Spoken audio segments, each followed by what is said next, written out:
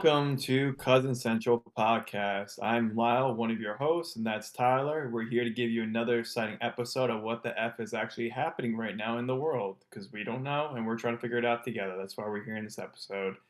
And the question I have today, because I always think about this, is what are you grateful for today, Ty? Man, that's a good question. I feel like there's a lot to be grateful for.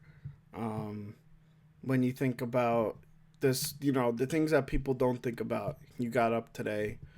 You have another chance at another great day. You're breathing, you're living, and as long as you're doing that, you have a chance, right?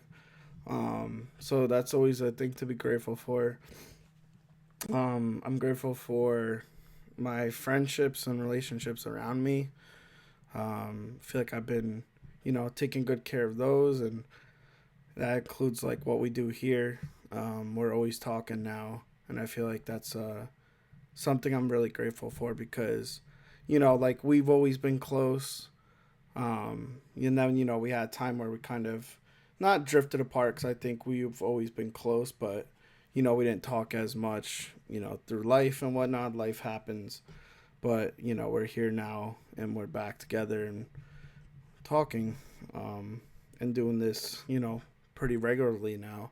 So I think that's kind of where I'm at today and what I'm grateful for today. How you feel? What are you grateful for today? Oh yeah, I can echo what you said, Ty, about being grateful for relationships, family, friends, people in my life that I hold dear and close, and making sure that they're all good and they're all taken care of, and that's definitely very important. And I think another big thing for me is like health is wealth. That's always what I'm going to be preaching to everybody, no matter who I talk to, that your health is your wealth, and how you live your life is best when you are being physically, mentally, emotionally, and socially active in your life. So I think just being beneficial in all those areas really helps. I'm grateful for the work I put into everything, even though not might not always work out the best way we can because we can't control everything. Everything's not in our control, but we're making the most of everything. So I'm grateful for all that, and grateful for living in this country. So I know we're always kind of thinking about ways where we can not interrogate it, but internalize what's exactly happening and try to make it make sense. Sometimes it doesn't make sense to us, kind of like what's happening, but at least we can, because some places you can't. So I'm never grateful for living in a country that has an opportunity where you can question things. You're not feel like you have to be scared for your life. So I do feel that's beneficial as well, that we do have that kind of ability. And that brings us to our first point. So what's our first talking point going to be today, Ty? Right. So as of recording this, we're at Wednesday. You'll probably be seeing this on Thursday or Friday, but last night, Tuesday night, was the State of the Union. Trump gave his State of the Union address. I didn't have a chance to watch it live, but I did go back and watch the highlights and read some articles about it. It's kind of interesting before I even get into what was said or whatnot. It's interesting. I really didn't see much like hoopla about this. Like I didn't even know what was coming up. I randomly just had on a news station, and then they were like, "Oh, tonight at 9 or whatever, there's the State of Union." I'm like, "Oh wow!" Like I didn't see anything on social media about this or anything like that. So I feel like it like quietly snuck up on us. Um, but so what was said, right? So first thing I kind of saw throughout multiple facets of media was that he kind of took a divisive tone. So he talked about Biden a lot. And he talked about Democrats and their failures a lot. And again, harped on Biden being the worst president in the history of this country. Um, and in doing so, he compared himself to George Washington, with how much he has gotten done so quickly within his second term, because we're only, not even 2 months in at this point. Um, so I guess we'll start there, and then we'll kind of get into more of what he said, but I don't want to like skip over some of these things and then do like a blanket thing. I think we could talk specifically about some of these points. Um, Having a divisive tone and still running down former regimes and people you're currently working with is kind of what we made this podcast about, right? We're tired, me and you both, and I think there's millions of other people out there that are like us that are tired of divisiveness. You gotta be this side or that side. Why we're like, why can't we come to the center and work together and put our differences aside? And what's best for the country is that we work together. Like I said, having that divisiveness, running down former regimes, running down the people you're currently working with, and being so bold to compare yourself to the first president of this country, that's kind of, out there for me. Just kind of a weird tone to set right away. What was your thoughts about the tone he set and the divisiveness that he portrayed? Like you, Ty, didn't watch it. I'm just reading your notes about what I could interpret how he could be, because I know we all know the way Trump is when he toots his own horn, how ego driven he gets sometimes. So that's something that I already know, that I don't have to watch him to see that, unfortunately. But him being compared to the George Washington first president, who's on the dollar bill, who has a lot of legacy, not all good, because given the time, he was a slave owner and other things that you could regard as not being the most perfect person. But you always have to put history in regard here. And I'm also teaching the Revolutionary War to my fourth grade students. So it's very ironic that George Washington gets brought up, because we do talk about George Washington, King George III. King George III was a monarch and a ruler who we want to get away from. So it's very interesting and very cunning how everything that's being discussed kind of relates back to simple history, simple understanding. So I think that kind of tone is something that people did not want to hear. So I don't know. I don't want to really hear it either. I kind of want to hear more of ways you can, like you said, Ty, come together and have solution oriented, not create more problems and more rifts, because you're going to need people to support you. You need people to get things done that you want to get done, because Trump has a lot he wants to get done, and he needs support not only from the Republicans but from the Democrats to get stuff done at this point, because no Republicans are going for him. So he has to try to reach both people. So I think that's been going to be a difficult hill to climb, as we see when we go into these other topics as well that he wants to do. Right. So before we get into his Ukraine stuff, I guess we'll talk about the other points, because the Ukraine stuff is going to lead us to another topic.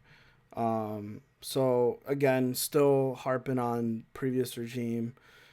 He blamed Biden for the price of eggs, and not the bird flu, which is interesting. Because that's kind of, by all accounts, that's the reason why egg prices have soared, is because the outbreak of that. Um, So it's like the chicken or the egg. Is it the chicken or the egg? I guess it's the I guess it's the prices, not the bird flu. Okay, you yeah. keep going. Sorry, I No, just make a little comment. that's okay. Um, Apparently, at one point, Representative Al Green of Texas stood up and shouted at Trump and got himself removed from the address, which is an interesting occurrence. Um, then he went on to praise Musk.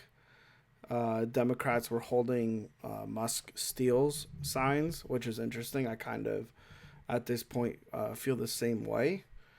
Um, and then he talked about his tariffs again, which, if you guys have been keeping up with us, we did a pretty extensive conversation about the tariffs and what they were and who they were going to be imposed on and whatnot. So they are being imposed on Canada and Mexico as of Tuesday.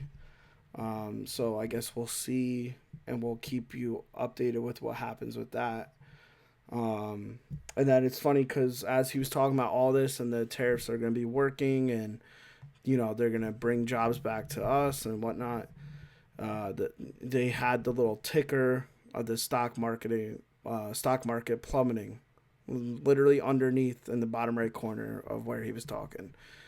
So I thought that was a little funny, interesting tidbit there, that he's touting our economy as it's currently crashing. Um, and then another thing that was brought up is the $5 million gold card. So I saw rumors about this probably like a week ago. I don't know if he had brought it up or if it was, people speculating that he was going to bring it up. But last night he did bring it up that he wants to introduce a $5 million gold card, which is a card that could be purchased for $5 million that would give immigrants preferred status. So I don't know if that means that they're instantly legal or moves them quicker into the process and expedites that or whatnot. I really don't know what that means. But yeah, what was some of your thoughts about the Musk stuff, the gold card, the stocks plummeting? Like, what were your thoughts about that? The Must signs remind me of going to WWE event. Let's bring Trump back to WrestleMania. Too bad he didn't get his head shaved bald. That would have been great with the whole signs lifting up. That's what only made me think about, like the He signs, he the couldn't he stands, couldn't get those his head deals. shaved bald because then it probably would have exposed what was actually going on under there. Mm-hmm. Whole bunch of nothing. But yeah, that's what that kind of remind me of. It just was that's kind of interesting. I gotta see pictures of that. And yeah, we know about the tariffs. We talked about that already before. And I think just the gold card, it's kind of very interesting. It's like I'm gonna fly first class to be a American citizen. But it's gonna cost me It's gonna cost me $5 million. I'm like that. Who has $5 million to buy a gold card to come to America? They're coming to America because they want an opportunity to live a better life. They're not gonna be able to live a better life if they got paid $5 million for it. So that's kind of wild to me. It's like, oh, you know what? You can possibly afford this house.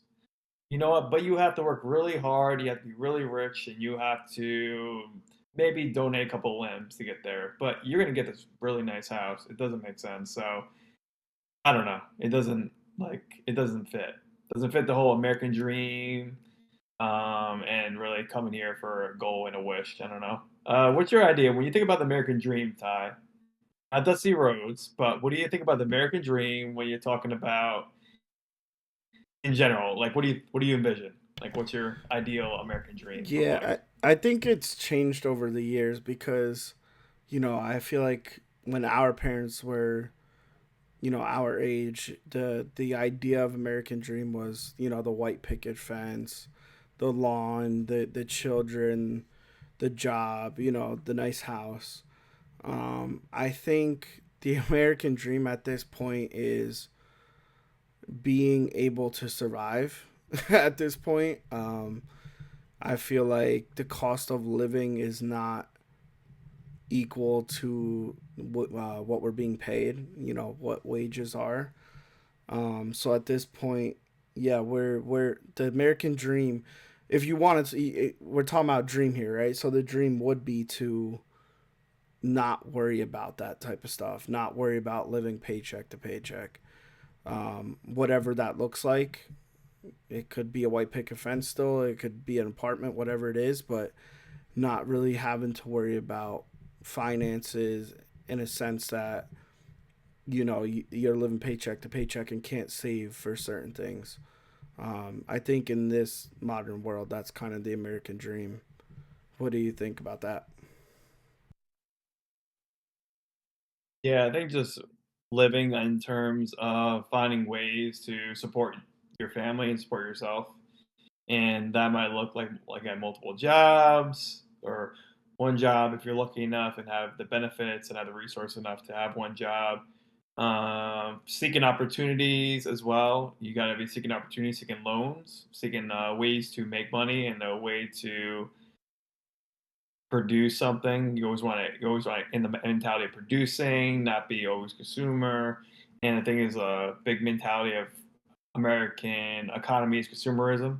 Consumerism is huge, and but only way that can happen if people start buying stuff that have money. And when you don't have that money, as we're seeing right now, economy slips and slips very hard. And you're seeing that with a lot of different parts right now. For me, the American dream, personally, like my American dream that I've probably that I envision for myself and hopefully my kids and grandkids is a state of opportunity. Like you have the opportunity to go to school, you have the opportunity to succeed, you have the opportunity to do what you like.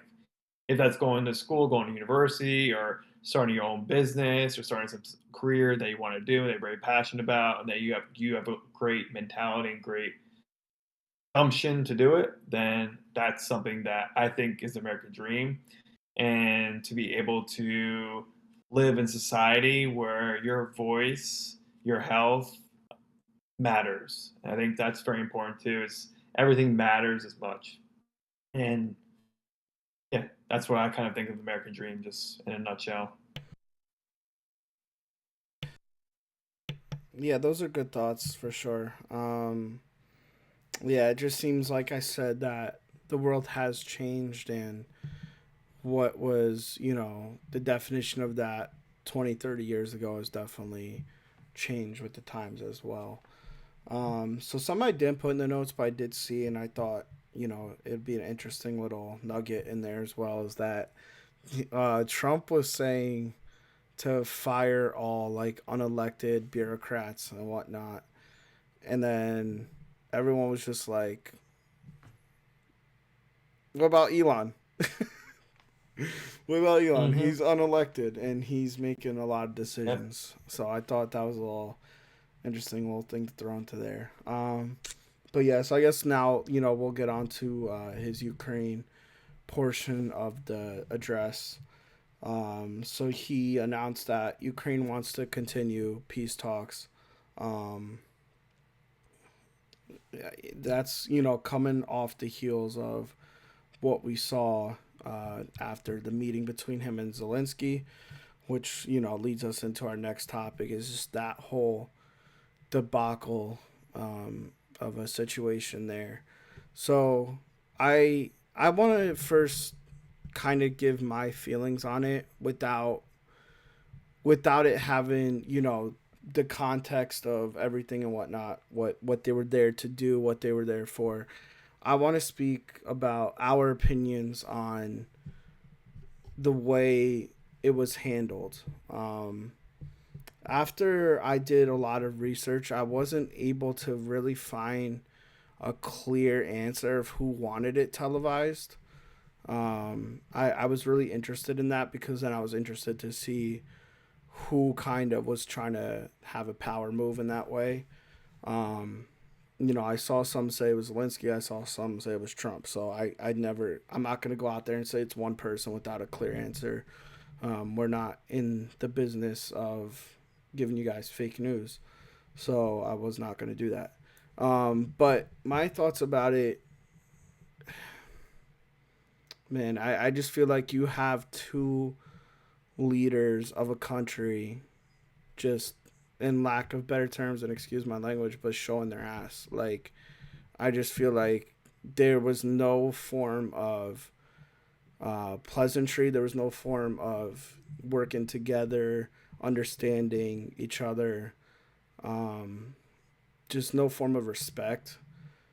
And it just came off as who it came off as like man, I'm trying to say this without it being so vulgar, but it came off as like a pissing test. Like it just came off as who was the bigger man in that situation and who's gonna be the stronger one to come out of it. And it just and for us to host Zelensky in America and put him on TV and completely embarrass him and undress him in front of everyone was just not the tone I was looking for someone who's in the middle of a war right now. And that's the overall thing, is we're talking about a war here.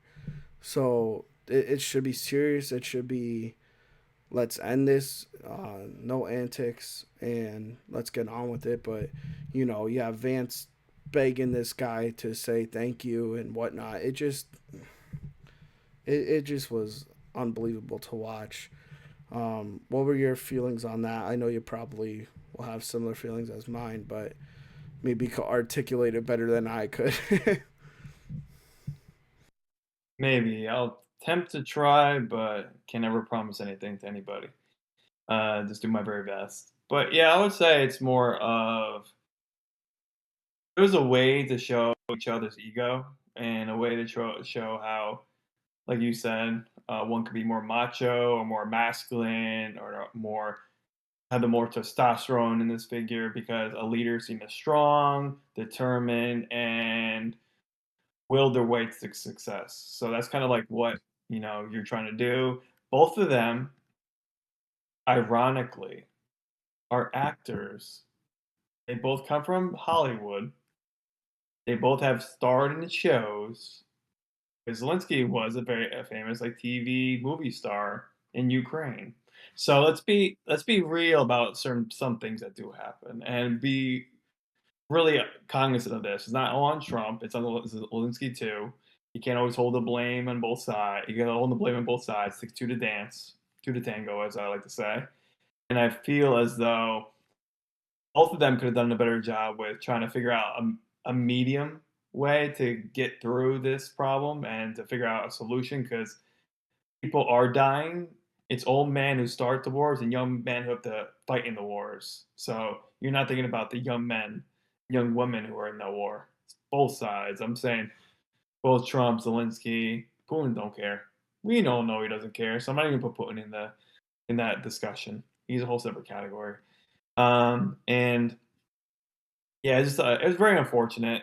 It was very if I was looking at it as someone from a different country, I'm looking as though wow, no one's dignified anymore. No one really has any character or any caress or any kind of way to be respectful, be honorable, and to know about how to show pleasantries to another person and really to be more willing to listen than to speak. And it was just, yeah, it's very deterring. You're trying to tell kids and trying to tell kids like my students or anybody else, like anybody who's a parent, anybody who's something, you're trying to say, oh, you should act like this, like that. You gotta be respectful, gotta be kind, gotta be generous, you gotta be able to listen. But then again, you see these world leaders not doing that.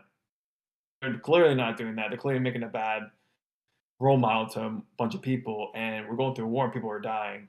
So it's just heartbreaking, honestly. At the end of the day, it's heartbreaking. I feel for the families that are losing their cousins, their brothers or sisters, their aunts, uncles, mothers, and fathers during this time. So it's unfortunate. Yeah, and from my understanding, they were supposed to have a meeting the next day, which was canceled because of that debacle. So, in doing research about, because I was interested in seeing exactly what this meeting was about. Um, I didn't know if it was exactly about the war and that, but it kind of was. Anything that was kind of discussed had to kind of do with NATO and their role in all of this. It was all posturing. It was all negotiation basically. So they met to make a deal that would give U.S. access to Ukrainian rare earth and critical materials, um, and in return, they would Ukraine would join NATO. So this is kind of their negotiation. Hey, we're gonna give you materials, things to work with, and in return, we're gonna join NATO. Obviously, Trump doesn't want that. He wants to get out of NATO himself. So, for those that don't know, in NATO, an attack on one is attack on all. So Zelensky's thought process is that if they join NATO and U.S. is still a part of NATO, and this whole ordeal is still going on with Russia, well, now U.S. is forced to join this war and defend Ukraine. Um, so I think that was his whole idea was that to get US's full support, they would need to join NATO, so he had to give something up. And I don't think it's going to work with Trump, honestly. He's going to kind of leave them out there on their own until they're ready to talk peace, which apparently now they are. So between peace talks and pulling out of NATO and preventing them from going into NATO. I feel like this whole meeting was just a bust. And then when you consider also the meeting that they did have and the way it was televised and all that crap. But yeah, did you happen to see anything about like that type of negotiation, and what are your thoughts on the negotiations in general? Yeah, I heard about the whole Ukraine want to join NATO, and it's a strategic move on their end, and they're also giving them, as you said, the U.S. very rare and critical minerals. I'm like, that's stuff you could definitely use.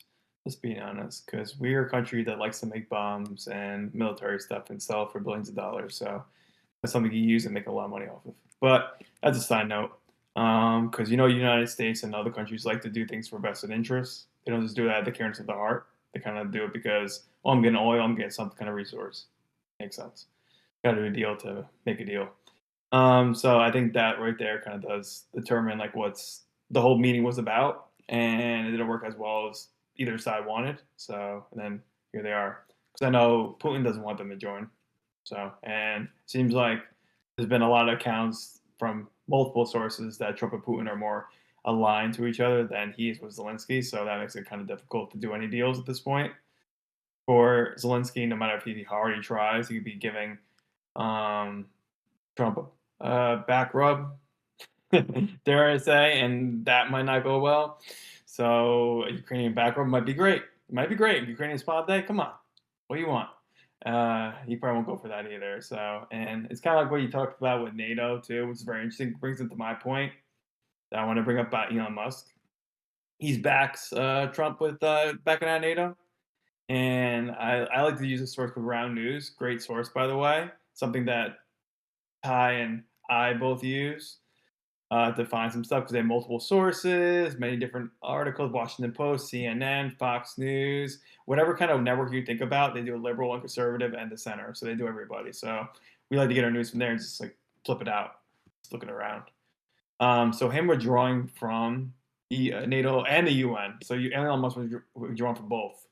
So he doesn't just want NATO; he wants the UN gone too. I guess he kind of Elon Musk had a vested interest in backing out because there's protocols to being in UN and being in NATO that have to do with not only economical but environmental. So let's just point that out there, right there too. So I'm getting the brief little clip notes because a lot of the notes I have here, but we go through them if you want, Ty. But the left highlights Elon Musk's critical support for exiting NATO and the UN amid US government chaos, emphasizing internal resistance against his directives. So basically, what that means is he wants stuff done and it can't get done because of the UN and NATO. What that means. So that's what the left is saying. So the right is saying something else. The right emphasized Senator Mike Lee's introduction of legislation against the UN, framing Musk's stance with a broader political critique of organizational efficiency. So he's basically saying NATO and UN are not efficient. That's why we should back out of them. So the left is saying, "Oh, this is best interest with Elon." The right is saying, "No, they're not running it correctly." So it's like two different sides of the same coin that they're saying. So it's kind of interesting. So how do you determine and figure out that, Ty? Sure. So something I was thinking about there is the value of stuff, right? So just because, like, I would like to know their form or their definition of efficiency, right? Because just because you're spending on something, that doesn't mean it's not necessary, right? So um, that goes for anything. I mean, you could look at a car, right? We all wish we didn't have to pay for a car, but we do. You have gas, you have, your regular payment, your insurance payment, but you need it at the end of the day. So some of the things that they are cutting aren't the best things to cut. You're just literally looking for money at this point. But then will problems arise where you have to use this money again just to put the same type of groups, organizations, structures back in place for functionality? Like, I don't understand pulling out of things without a clear plan or an explanation as to why it's not efficient other than it's saving money. You could save money, but that doesn't mean what you cut wasn't necessary. So that's kind of my thoughts on that. Um, yeah. What else? Topic do you have here? I see you put up here, is English the official language in the U.S. What's that about? So there's been a lot of talk about Trump making English the official language of the United States, because right now the United States doesn't have official language, it's just whatever language. But ironically, the official language of the UN is English. So let's put that out there right now. The one who wants to back out of UN, yeah, the official language is English because they have translators translating English to everybody. Okay. Um, so this is what kind of like both sides have to say with this.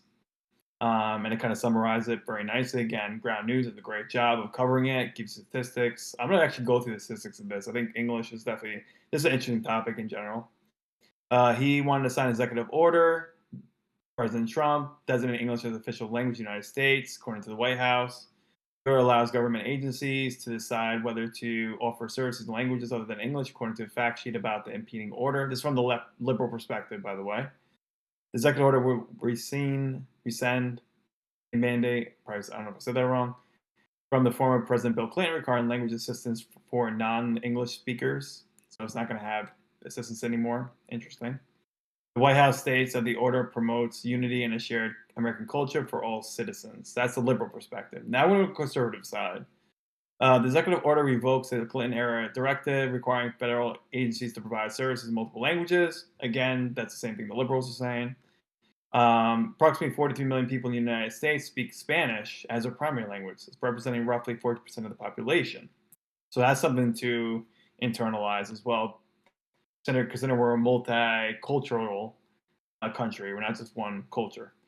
And then the order emphasized that English has been central to the nation's unity since its founding and aims to promote communication efficiency. So basically, what they're saying, the conservatives want to be efficient with the language, where the left is saying you're pretty much exiling a lot of different communities that could benefit from other assistance that do not know the language as much. So it's very interesting how that kind of dynamic is shifting, and it's also amid the whole deportation of people who are illegal, and people who are illegal are not only Spanish speaking; they could be from any country. They could be from Italy. They could be from France. They could be from Japan. So that's not to say they're just from always Spanish speaking countries. That's always been the regard, but they could be from other countries as well. The ones who get targeted are technically Spanish speaking countries, unfortunately, with that. So, how do you feel about English being the official language of the United States, Ty? How do you feel about that being the language? Yeah, that's crazy to me, man. I don't think there should be an official language for any part of the world. That's just kind of, again, it's just a divisive thing, and I think that's where me and you really see eye to eye. Um, on top of the other multitude of things that we see eye to eye, but there's just a lot of divisiveness in the world, and to say that this country, that country is this, that, they speak this language, that language is kind of crazy. Like, we're all human at the end of the day, and we all have different walks of life, and to say that when you come here, it's already not comfortable for certain people, right? And certain things, like, if they have to call into customer service now, that they're not going to be able to connect with someone that, like you said, whether it's Japanese, Chinese, Russian, whatever it is that they're speaking, they're not going to be able to connect with someone that also speaks that language. Is really going to make life more difficult for those people. Again, I don't really see what the need for this is. I don't understand why it's necessary to cut this type of thing. But it just seems like, again, he's really going full bore into America first, and really setting a tone for what he wants his America to be. And it's, again, not, and we've said this in the past, it's not an inclusive America. It's set for a certain type of person. And it's just sad to see that it goes further and further down that road. At this point, not even each week, it's like each day something is happening where that's kind of becoming apparent. Um, and that kind of leads us into the next topic. I saw you put Medicaid up here, and that's kind of another thing I know that he's looking to cut. So what was your findings on that? Oh, there's a lot of fun in this one. A lot of perspectives on this side, but actually, this is one of the sides. So I got two topics that only the left covered and only the right covered. So I wanted to get more of like a interesting discussion about certain things. But it's only the side the left covered, the right didn't cover this.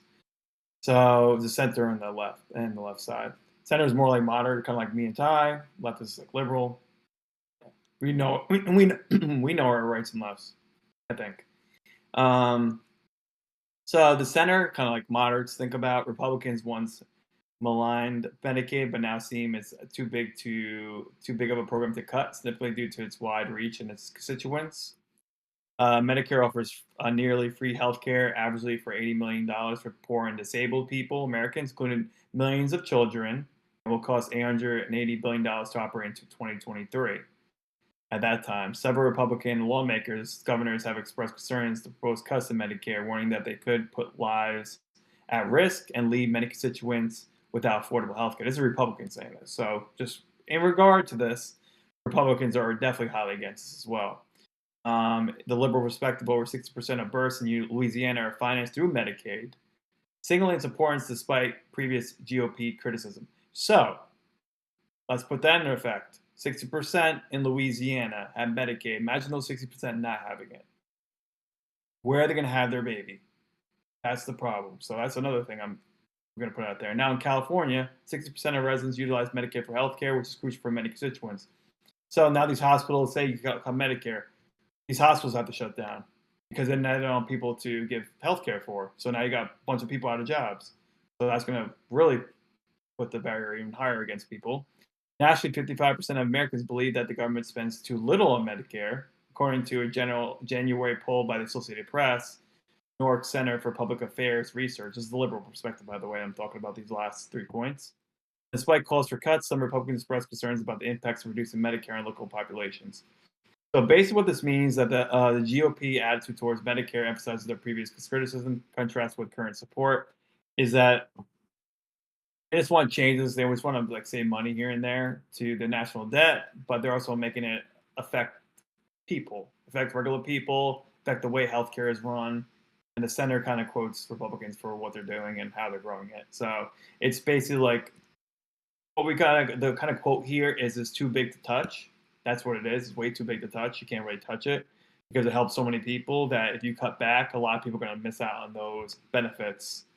So it's like you really don't want to do that because here as a country we're trying to benefit our people. If we're doing America first, Medicaid to me is America first. Public education is America first. I'm like, these are programs that are for Americans, not for anybody else, for Americans. So if you're going to cut that program, I'm like, you're sending a clear message.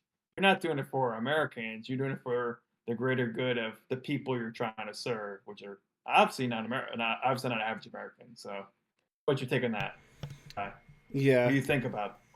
yeah, it doesn't seem like it's gonna garner much support from either side, but um, I think the way that it's run should stay in place because as someone who has worked kind of minimum wage jobs here and there, it did offer a better form of benefits than the places I was working at offered. And that's, including them offering me benefits, but the company wasn't great, the premiums weren't great, co-pays, stuff like that. So this was a better alternative to that, and not to have so much come out of an already minimum wage paycheck is also another benefit of that. So yeah, I think as far as not just Medicaid, but just the way healthcare providing is run in this country kind of has to be reworked. And this is one thing I feel like doesn't have to be reworked. I would kind of leave that as it is, and it seems like that's what will wind up happening. Um, but yeah, I just think healthcare definitely has to be worked in this country. Like I said, too much comes out of paychecks, and then you're still paying the premiums. You're still those copays are still there. It just doesn't seem to benefit Americans. Like we are saying, you're having this America First agenda, and you're still not addressing Americans. You may be addressing like the 1% of Americans, the top 1% of Americans, but you're leaving out the 99%. Yeah, it's always kind of wrong with me. Just you could be in a crisis, you could have something happen to you, and you need an ambulance ride, and you're in debt. You need to go to emergency room, you're in debt. You have a kid at the hospital, you're in debt. Like this type of thing just has always not sit right with me, and that's what I'm saying. Healthcare in general just has to be reworked because for those type of things we should not be going in debt. Like that's not again, that's not America first, right? So yeah, what's your I guess further than Medicaid, what is your thoughts on the current state of healthcare and healthcare providers in America? Hmm. My take on healthcare. Oh boy. Let's see. Where should we begin? Let's start. We know people that work in the healthcare field. My aunt Tyler's mom is a nurse, so and I have a cousin who's a nurse, and we know other people who are nurses and people that we know probably who are doctors and who are in these fields, and they first don't get the appreciation they deserve. So teachers and nurses, we do a thankless job. So I kudos to everybody out there that are definitely nurses because you do a great, awesome work every single day. So thank you to you. I think, yeah, I agree with Tyler in this regard because you don't want to be worrying about the financial ramifications of something happened to you when you're going through a traumatic incident. Like, oh, this happened to me, cancer happened to me. I gotta pay for chemo. I gotta pay for outpatient therapy. I gotta pay for all these different copays and dependencies now. It's like it's wild to me that we have to think about it in 2025, but this is still something we have to worry about as a people when we're paying a lot coming out of money, coming out of taxes, going elsewhere that we don't know. And I think that's really unfortunate. That's where I thought, Trump and Elon will be more willing to negotiate and find ways to make it work and find ways to help out everyday average Americans and to find ways to help everyone out because I know there are outdated resources in ERs, in hospitals, in urgent cares all throughout this country. Outdated equipment, outdated facilities. You're seeing this like some places look old, and it's like this is where the money's not going here. Where's the money going? I'm wondering where the money's going, and it seems like it's always going to the upper people on the hospital board or the medical board, and all that stuff is going to. I'm like, where is the money going to? Actually, the place where it's needed most, into the place where research is needed, into care is needed, into prevention needed, into all these different areas. So I think we are just taking what's called taking the horse to the water, and we say drink, drink, drink, even though we're not giving anything it needs. We're not giving any so give you some hay, give you a little running outside, maybe a little stroll. Maybe we're gonna shine those horseshoes a little bit for you, give a nice little rub down so you feel good. We're not doing it. We're not taking care of the thing we need to take care of, and that's the people that work there. That's the buildings they work in. We're not doing that, and that's something that needs to change. And that's something that I thought Trump would be so willing to do with infrastructure in the United States is one of his biggest things. People agreed on, yeah, Trump, we need to fix the bridges, we need to fix our hospitals, we need to fix our schools, we need to fix all this. Or we're not. We're not doing that. We're slow walking this, and I think that's the problem. A lot of Americans should be upset with, really upset with, and also finding a way, as you said, Ty, to make everything affordable. Affordable it'd be nice to be free, and we have universal health care. That would come with a cost, of course, but there are probably ways to do it. I'm sure there are ways. I don't know the ways, but people smarter than me could figure it out. So I figured, you know, everything's worth a shot. You got the smartest people in the world running the country. That's what Trump says. Show us why you're smart. Show us what you can do. Right. Yeah, and I feel like this is our next topic here, but another one that you threw up there, so I'll let you lead it. But before you do that, I do want to say like this topic I feel like hasn't been covered. I feel like this regime has not put out a plan when it comes to green and nature and whatnot. So I'll let you take the lead on this. Yeah, it's something that we all should be. If we're concerned about anything about our lifetime, it's about the environment. Please God, because you want your grandkids, the great grandkids, everybody to love the beauty of this world, this beauty planet we call Earth. That's unlike any planet in the whole entire universe. We got to make sure we take care of it, and it's kind of alarming what could possibly happen if we don't. If you think this winter and this weather was bad, well, just wait a few decades from now, it's gonna be a lot worse. So the liberal perspective is that the global negotiators concluded the United Nations Biodiversity Conference, the COP16, with committees to fund the protection of biodiversity. They want countries to agree to pay $200 billion annually by 2030, and then 200 and $300 billion more by 2030. And this is the fund for biodiversity to contribute to conservation of the whole world of different regions. And they're mostly an outreach program under the UN. So, and the conservatives are looking at this like, oh, you're going to do €200 billion annually, and discussing what you should do about that. The State Secretary, Jane Nicholas Genouse, I don't know, I can't say his last name. Apologies to that guy. The agreement aims to fund biodiversity initiatives as conservative side, including strategies for resource mobilization to identify funding sources according to the conference's outcomes. Great, that's what it should be doing.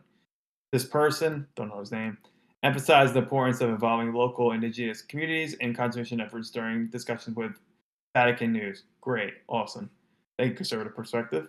The international community has criticized where it comes a little worse the World Bank's control over biodiversity funds, noting that the most decision-making power lines within Western countries expressed by several global South nations. Not that everybody's in tune with it. The center is saying, okay, all countries are meeting. We should meet. We got to decrease rising carbon emissions and global warming concerns. We got to decrease it. Some wealthy nations are like, no, I'm not going to be doing it. India and China is like, nah, I'm good. And then the Paris Agreement is like limiting these carbon emissions, like 1.2 degrees Celsius. They don't want it. They wanted to limit that by the early 2030s. And the study showed it could happen sooner rather than later if we don't do anything quickly. So that's very alarming. And if we do increasing of temperatures globally, that means the polar ice caps melt. That means sea waters rise. That means that we have more extreme weather. That's what that means. Coastlines begin to emerge, and they get to recede and stuff like that, and stuff water comes up and above. Sorry, my phrasing there is absolutely not scientific at all. Nope, absolutely not. The left is trying just to, let's do it. Let's do the funding. Let's do it. We got it. We got this. The center's like, okay. Trump is like, we got to withdraw. So we got to think about something differently, how to handle this. The right's, we should not do this. I get it. The voices want us to do it, but it's like Western dominance. I don't really feel like I should be a part of that if they think it's all about Western dominance, which is not. So very interesting to me. It's like like nonchalant, like almost nonchalant. The right's like being nonchalant. The left's like, we got to do this right now. The center's like, what are we gonna do? What are we gonna do? We gotta do something. What are we gonna do? So it's like it's interesting. So, what's your take on climate, nature, and all that jazz? Yeah, it feels like it's one of those things where they keep on putting off, and now we're kind of getting to the point where you have to address it. Excuse me. So it's like we all know something has to be done, right? So there's certain things, that people are trying to do, whether it's mandation of electric vehicles. Excuse me, I don't know. I'm still dealing with this sickness over here, so once in a while this cough gets to me. Um, so yeah, like trying to eliminate gas vehicles and stuff like that. Those are all good ideas, but it just never seems to garner the support it needs to fully get in there. Um, in another point I want to bring up when it comes to the environment is the outbreak of like meme coins and bitcoins and stuff like that. It's extremely harmful to the environment, mining these things, and it's might be contributing to things that we don't know about yet. Um, so the rise in this crisis could also be a part of this boom market of what are those things called? Just like bitcoins in general, Bitcoin, Litecoin, Ethereum. Uh, Cryptocurrency. yeah, cryptocurrency. There's the word. Yeah, that's the word I was looking for. Thank you. Um, so the boom of that market could be contributing to our crisis here as well, and I feel like that's not been talked about enough. But when you really look into the power that goes into creating and mining these things, you will be surprised to see the results and uh, the ramifications it has on the environment. So yeah, that's just another point I want to throw out there as well for, not only for me to say it, but for you guys, the listeners, to also look into as well. Um, yeah, so I guess that kind of does it, right, for our political points for today. Unless if you have any other things you want to talk about when it comes to politics. Nope, just save the trees. Please, God, save the trees. I love looking at trees. Can I save So a little tree? yeah, so I didn't put this up there, but I did. If you would allow me, I would like to go on a mini rant about Drake and this whole situation going on right now. Go ahead. All right, Acknowledge me because I have no idea what's going on. all right. So I got a little bit in my feelings. I got a little bit heated during the Oscars. I think it was this past weekend.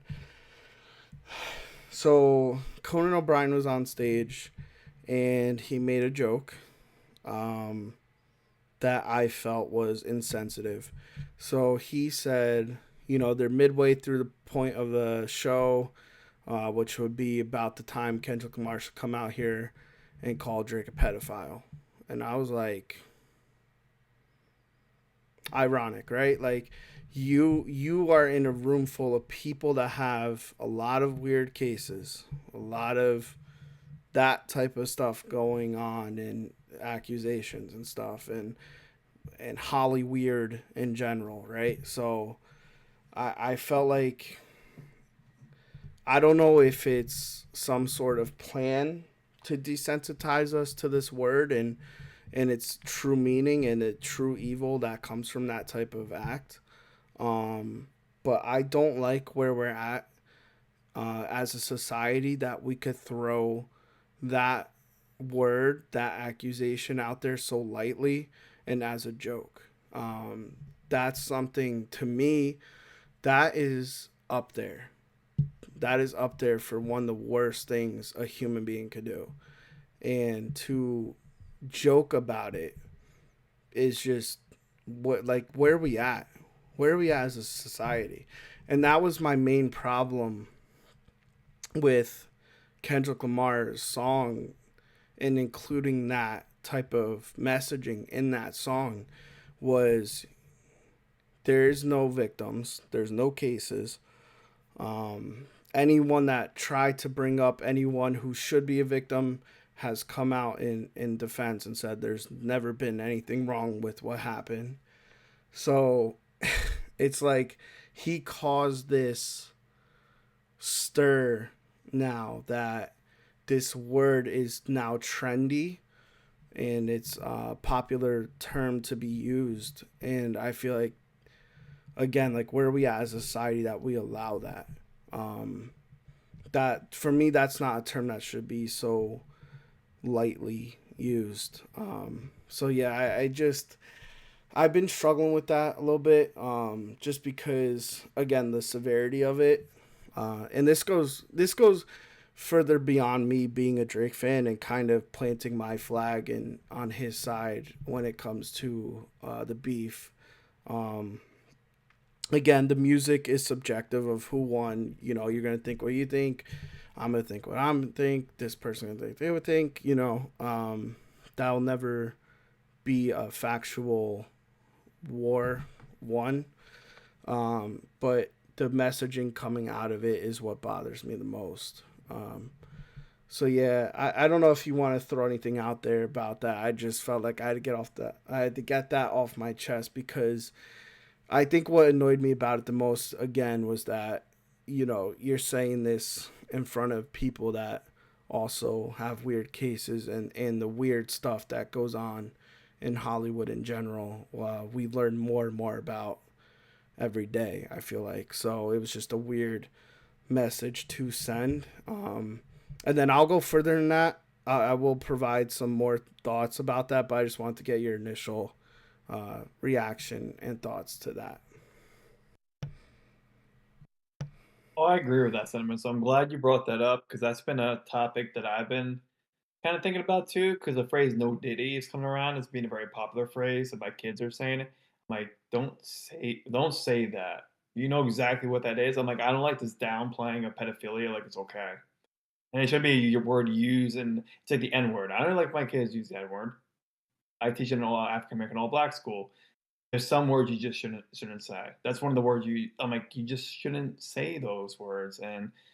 Um and I just want to make sure that you know what that means for people, and what that means for the people that been a part of that. It's horrible. It's terrible. And yeah, of course. Yeah, Drake has not been accused of anything. He has not been found of guilty of anything. It's all speculation, and speculation is speculation.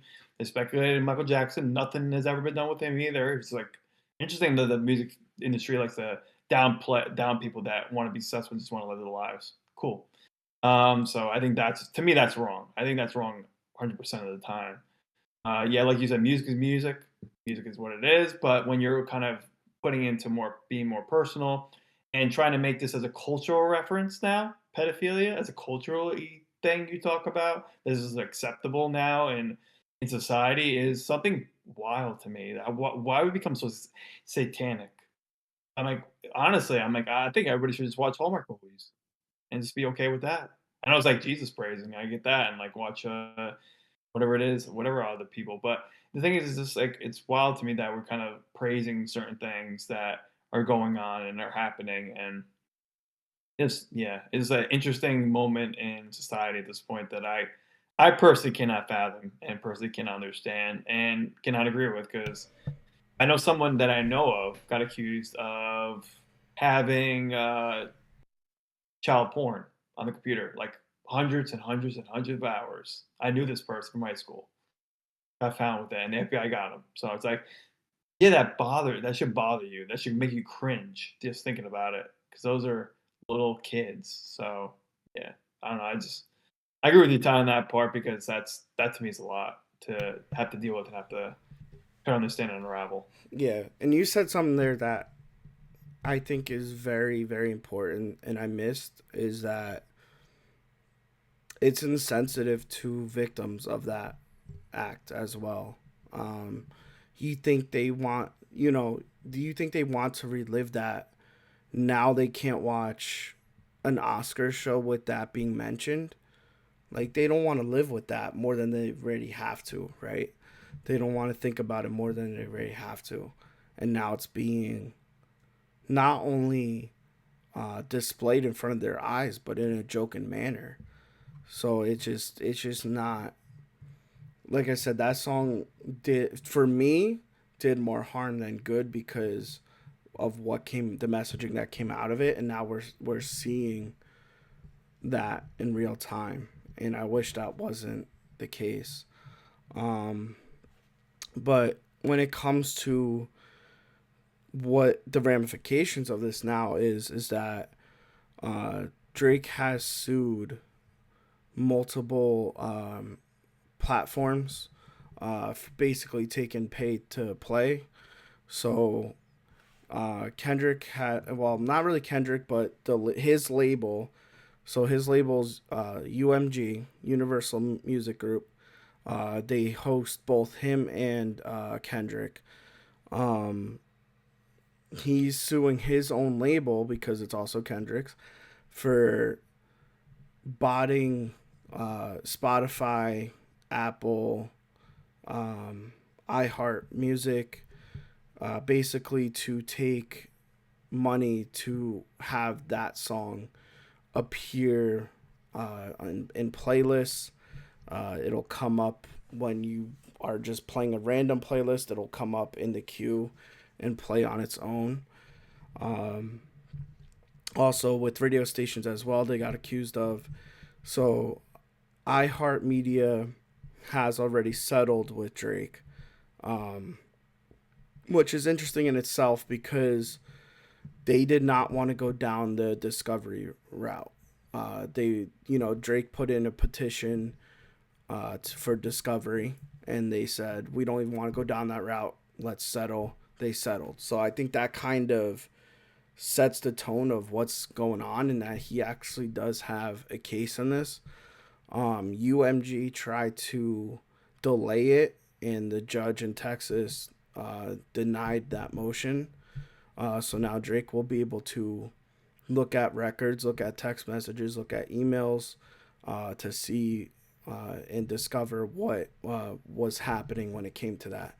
So I think it's kind of interesting. People are rooting for uh, multi billionaire white owner of a music label over, a um, mixed guy who's fighting the industry at this point.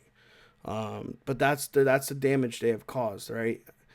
Not only during the halftime Super Bowl, you had everyone putting up jokes about Drake. You had Duolingo, even on X, putting up jokes about it, and it's like, wow, there's a lot of people working against him, and for what? And you dig deeper and you find out, oh, it's because he owns his catalog, and his contract with UMG is about to be up, and he is going to go for the biggest contract ever, and they're trying to diminish his value, so that he still signs with them, but at a lower price than he's worth, because they don't want to pay that price that he's actually worth right now. Um, so there's a lot of layers to this story, and I think it's important that people know that, especially if you are interested in music in general and the way catalogs work and contracts work, and just some of the corrupt things that happen with labels as well. So yeah, I thought that was a little interesting topic to go off about. So yeah, so I've had my eyes on it for a while, and I'll continue to have my eyes on it. If you guys are interested in kind of what's going on with that lawsuit, I'll keep you updated with that, because again, he is not just suing for the pay to play part, he's suing for defamation of character, which I'm happy about, because again, this goes back to our pedophilia topic with this, is that it's not something to joke about. Now it's being joked about, and it's about him and his character. So I feel like he has the right to do that, and he should do that. And I really hope he does win, just to set that tone. And they're honestly making the case that much easier when you have these jokes being thrown out, specifically naming him. So yeah, that's my little spiel about that. You let me know if you got any more thoughts on what I said, or if you want to jump into some WWE talk. I want to jump in some WWE talk. You didn't have to ask me twice about that one. Oh boy, was it a wild, wild, wild Saturday. Oh boy, one of the best, I think one of the best pay-per-views I've ever seen in quite some time. It brought us back to our younger years. I'm like, holy, what the hell are we seeing 2002? Are we seeing 2002 on this TV? Other than Trish, the Trish was cute. That was a cute match. Trish and what's her name again? What's her name? Tiffany. Tiffany Stratton. No, Tiffany it Tip was a Time. It really was very good. cute. It wasn't a It was a good great match. match. It was a good match, Ah, but the fact that yeah. she can still move the way she moved in that match was incredible. Oh yeah. Yeah. Incredible. She was awesome, and that was wild. Yeah, you can keep your mic on. We can have a discussion about this. So I think that was like fun. The women's, I got to the end. I didn't see the great moment when Jade Cargill came out. I did not see it. I was kind of like, damn, damn, damn, damn, damn. I was at the gym. I was at the gym. I came back late. And You like, know what's fuck, funny about I that missed moment? that part. You know what's funny about that moment is I was in the dining room eating a taco, and I hear like Mm, commotion going on, because my mom just got home from her trip, so I was sitting down with her having dinner and whatnot. But I had mhm. the pay per view on in the living room. I'm hearing commotion, and I'm like, all right, wait a minute. I'm like, I had to excuse myself, walk out, and see what was going on. And I just see Naomi getting the hell beat out of her by Jade Cargill, and I was like, what the heck is going on here? But that should be a fun storyline as it unfolds more. Mhm. Yeah, that was fun storyline. And then honestly, what was beautiful about this whole entire pay-per-view, there was like it's like weaving storylines. You just are weaving the storylines all together. All these storylines make sense. All these people in this match make sense. There's a reason why they're here. Everybody has a reason why they're here. And yeah, the women's elimination chamber was like phenomenal. The highlights were great. Roxanne is going to be a star in this industry, absolute star. So I'm glad they're giving her more of a spotlight, and her being the final three. It's like her always being there close but never winning is awesome because you know she's going to get it. Like you know it's gonna, she's coming. It's cool that Triple H has a lot of faith in her to do that, and also Liv Morgan. He loves Liv Morgan. It's crazy this push that Liv Morgan's had. Yeah, even like he said in the interview uh, post show, he said, "Yeah, Liv Morgan from May to now has an amazing run. Like she's a star, and I agree, she's a star. She's a great character, great, amazing heel, a lot of work, and it was great seeing her and like Bianca Belair duke it out at the end. It was awesome. It was absolutely amazing, and yeah, that was cool. It was cool. Yeah, that was a really good match. I struggle to really come up with match of the night, just because three of the four you have an argument for. Um, but yeah, I see a lot of people making the case that that was the match of the night. If I had to say, it was the better chamber match for sure, in my opinion. Um, It was. Yeah, I agree. yeah, it was a really good match, and like you said, I felt like, we had our predictions and we both were right, but you couldn't really go wrong there with anyone. And again, yeah, Liv is right now to me the MVP of the women's division. I it's interesting, right? Because a year ago I really didn't think too highly of her, and then man, she has just, and she's delivered any time she's been called upon, especially within the past 6 months. It's just crazy the stuff that they put her through, and she's really like the Iron Woman of that division. Like she shows up, she goes through these brutal matches, and she's there the next night. Like it's just nuts the things that she does. Um, yeah. Then we had you. We talked about the Trish match, but then we had Sami Zayn and Kevin Owens in that brutal match. Yeah, that was a fantastic match. Like I was seeing online, and it's something I didn't even think about in real time, other than the referee. But I didn't see some of these details. They covered up in the turnbuckles. They covered up all the WWE logos on the turnbuckles. Mm. They had that lighting for a reason, with the crowd being blacked out and just the spotlight on the ring. Obviously, me and you made note of the referee not having an official WWE referee shirt on. I kind of chuckled at that when I first saw it. But already having the gloves on, ready for blood to be out, it just the perfect match, the perfect story within the match to go along with just the history and the story that those two already have. It was just brutal, and those two guys will kill themselves and kill each other for that type of a match. Um, First, yeah, what was your thoughts on that match, and then we'll get into the big return. Oh, for me, it was the match of the night. If I had to pick a match of the night, that was the match of the night. And I was actually looking forward to this match. I'm like, Kevin Owens, can we unretire the hardcore belt and give it to this man? Because this man is putting his body through the two probably greatest matches of the past century, the past like decade. Seeing Cody Rhodes and him about in Royal Rumble, and now this match. Give this man a title of some kind that's hardcore because he puts on amazing matches, amazing heel. He's one of the best heels I've seen in WWE quite some time. Like amazing heel. He's very underrated. To me, I think Kevin Owens is extremely underrated person. I don't know what you think, but I think he's extremely underrated. I know Triple H doesn't. Triple H highly respects him. I know he does, and the locker room does. But I think fans don't respect Kevin Owens as much. I think they're starting to. But even I didn't respect Kevin Owens as much until like the Cody Rhodes. I mean, I liked him before, but I think now he's turned into another leaf. He's a new person, and he's amazing. This hope he keeps it going because what he's doing right now is something I never saw before since like Mick Foley and Mankind.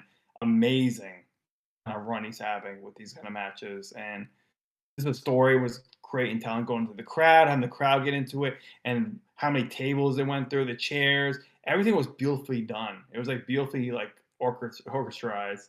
It was like really nice. It was like awesome. It's poetic in a way. And those like hardcore on the stream, there's blood, but it's poetic and it's very purposeful. So I really like the way they put on this match. It was a hell of a show. It was so good, so freaking good.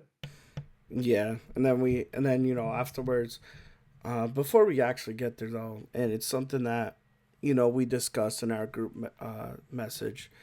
Um, the psychology that Triple H has portrayed within these matches and storylines really doesn't go unnoticed, right? Because to build up, first he gave him the pile driver a few weeks ago, and now this is his first appearance since then, and he's power bombing him on the the apron of the ring, and he's targeting that neck, and then it's like is he was he actually ready for that match, and then you get to after the match and you're teasing that pile driver again but on the concrete, and then it happens, right? It just happens, and Mm-hmm.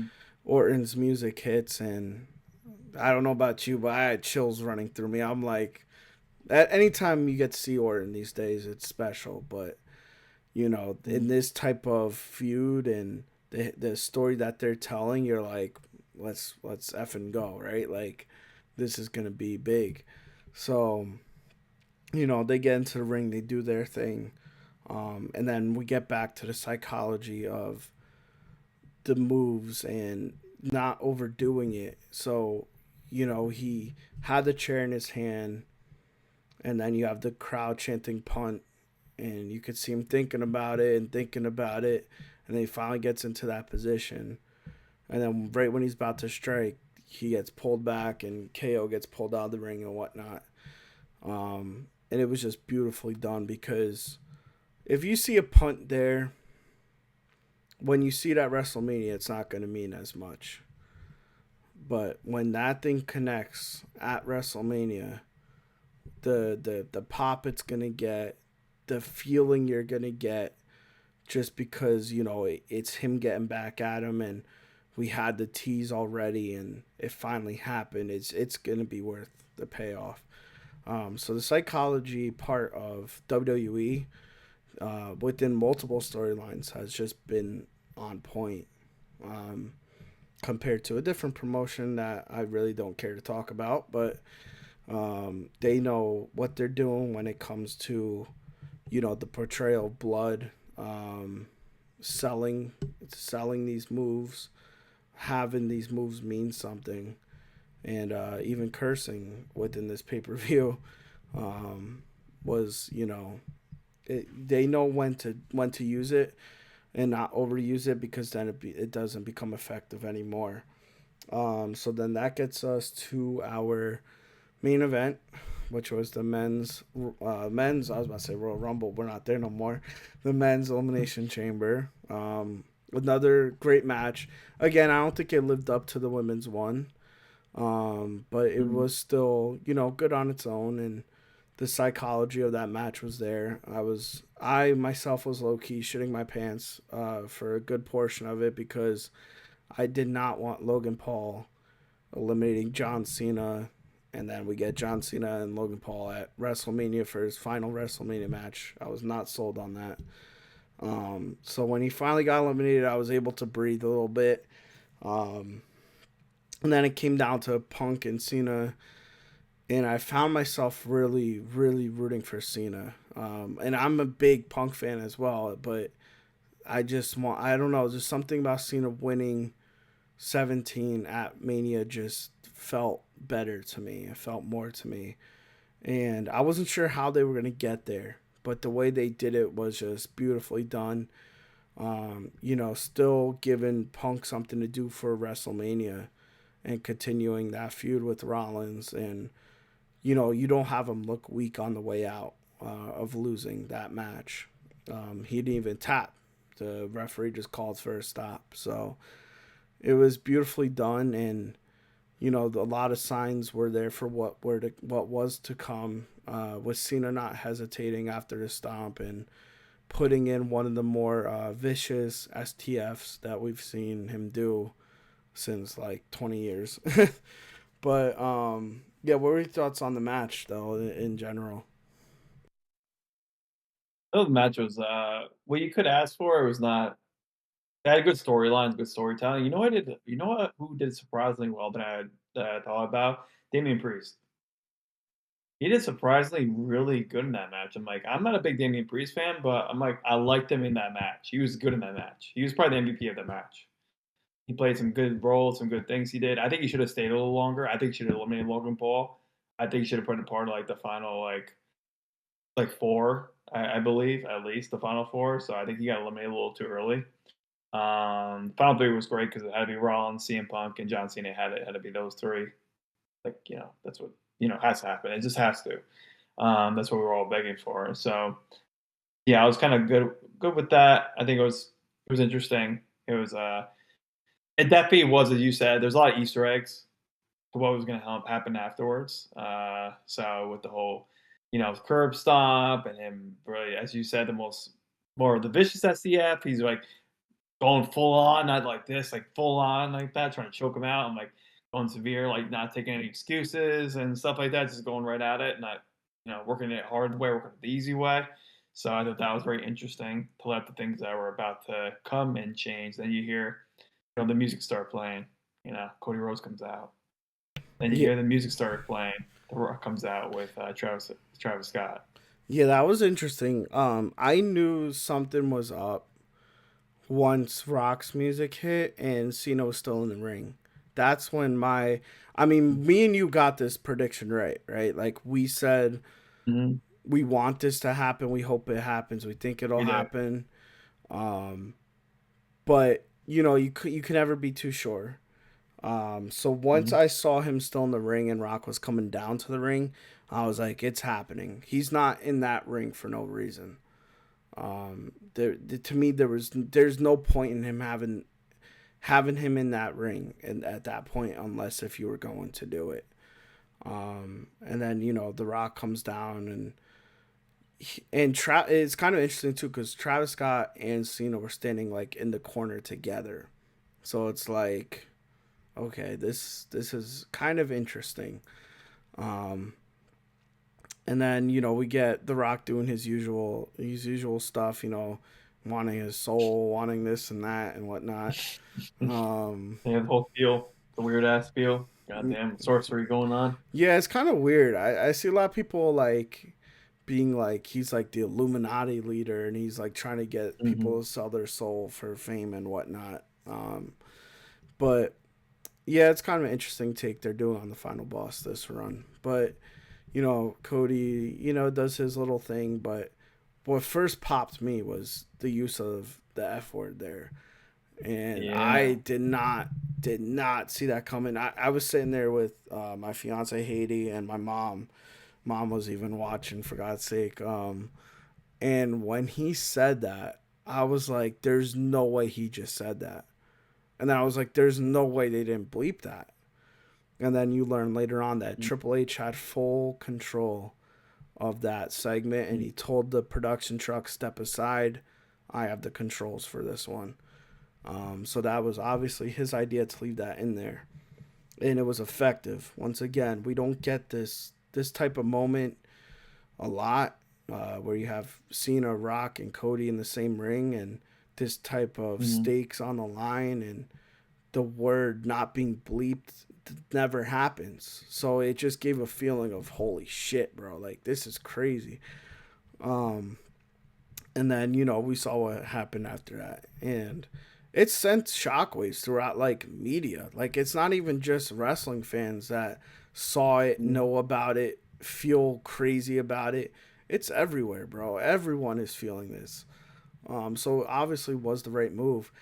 But the one thought I had, and I want to get your thoughts on this too, is that I don't know. This could be just me just throwing shit out there, but I feel like what if in that moment where he locked eyes with The Rock, just something psychologically happened, and it actually wasn't planned for Cena to do that. In storyline, it wasn't planned for him to do that, but The Rock did some sort of like when he thought like that, like something. He did some kind of psychology like shit on him, and he's being like mind effed at this point. Like his mind is gone now. I don't know. I don't think that's what happened, but I just thought it was like an interesting thought. Like I haven't seen anyone actually come up with that and have that as a thought. But that's kind of for me when his face changed is when The Rock went like that. Then all of a sudden you saw his face change, and it's like if he is this Illuminati leader, Satan guy, like did he just curse Cena in some way or something? And this is going to lead to like a bigger story. Do you think that's possible? I guess that's possible. That's always an interesting dynamic that, the Terminator is now unleashed. You kind of uncivilized him. You kind of uncivilized him to be now a monster and a demon instead. So I think that could have been a good take with Cena's turn of heel at this point.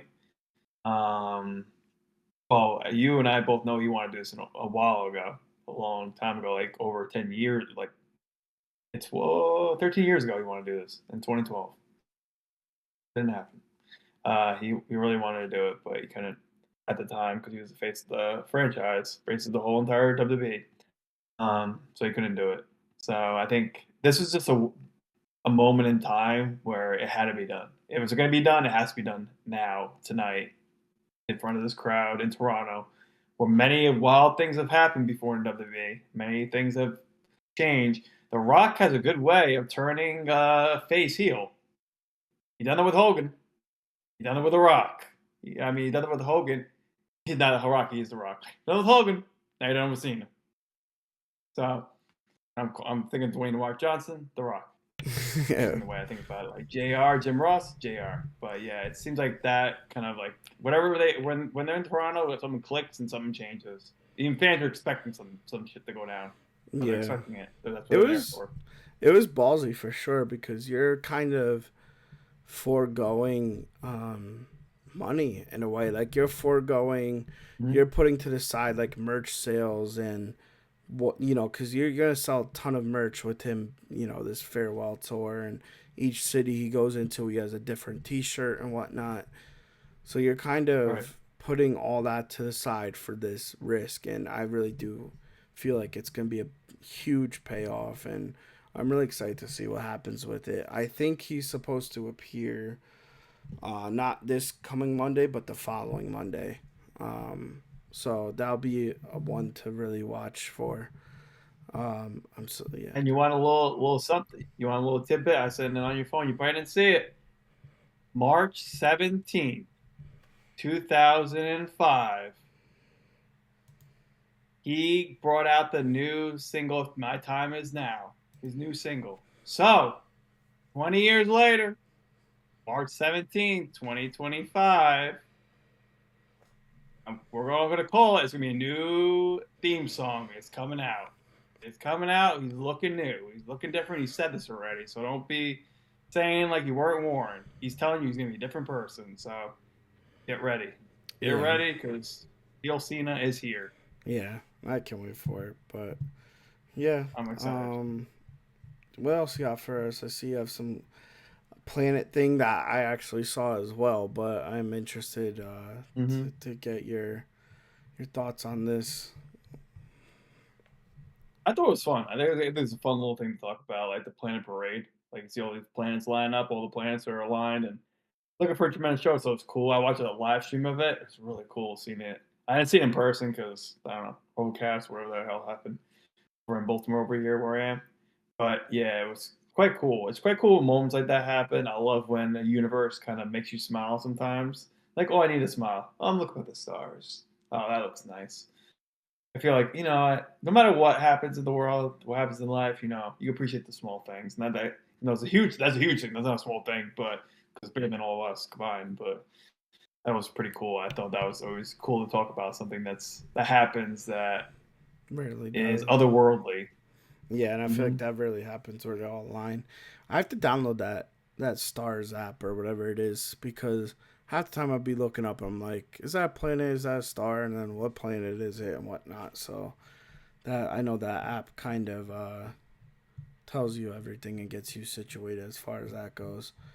But yeah, I think that pretty much does it for us today. It was another great episode. I always have fun doing these. So yeah, we will see you next time. But before then, make sure you like, comment, subscribe, turn on that bell for notifications. So when we do drop these videos, that you get notified that they have come out. Again, leave us a comment with any discussion you want to have, whether it's something we covered today or something you would like us to cover in the future.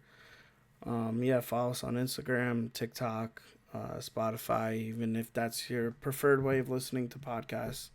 But yeah, we are in it for your comments, and we love to have these discussions. So thank you guys for listening, and we'll see you next time.